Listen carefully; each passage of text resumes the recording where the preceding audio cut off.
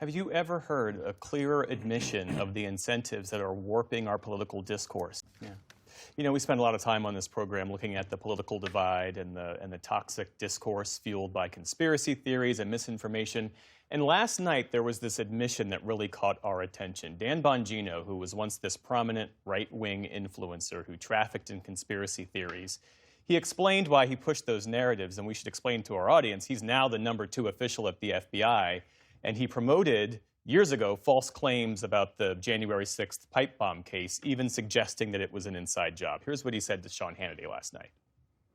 You put a post on X right after this happened, and you said there's a massive cover-up because the person that planted those pipe bombs, they don't want you to know who it is because it's either a connected anti-Trump insider or an inside job. You know, listen, I was paid in the past, Sean, for my opinions. That's clear. And one day I'll be back in that space. But that's not what I'm paid for now.